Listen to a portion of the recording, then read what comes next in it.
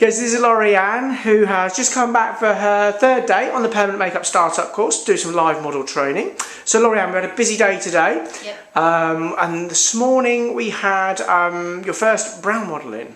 Yes. So can you remember back to this morning and how that went?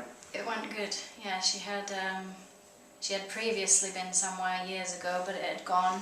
Yeah. She had a lovely shape anyway, but yeah, it was good. Excellent. And then this afternoon, after a little break for lunch, we then had another lady in that, once again, this time she'd never had anything ever done before. No. A slightly older lady, and she had brows and liner doing, didn't she? So Yeah. how was it sort of working on like brand new skin, like before she ever had it done before? It's a lot easier than I thought it was going to be. Like, it's a lot nicer to work on skin than fake skins. Right, okay. 'Cause I suppose that's all you've had to practice on up until now. Yeah, I mean, we did microblading, so I learnt to microblade, and I did some liner today, which was really good fun. Yeah. It's a lot easier than I thought it was going to be.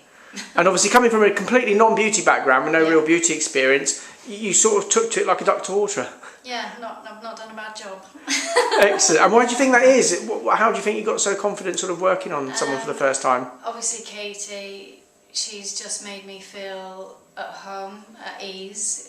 I've not been bombarded with information. It's done in stages, so Yeah. it never feels overwhelming. It's just nice, and it's a nice pace. Do you think that's the advantage of the one-on-one training rather than being in a big group, I suppose? Absolutely, yeah, definitely. I'd advise one-on-one any day of the week. Yeah, excellent. Well, a long day, so let's let you have a little bit of a rest tonight. Yeah, back tomorrow. Back tomorrow and another busy day. Yeah. Excellent. Well, good to catch up, and we'll catch you tomorrow. Thank you. Cheers.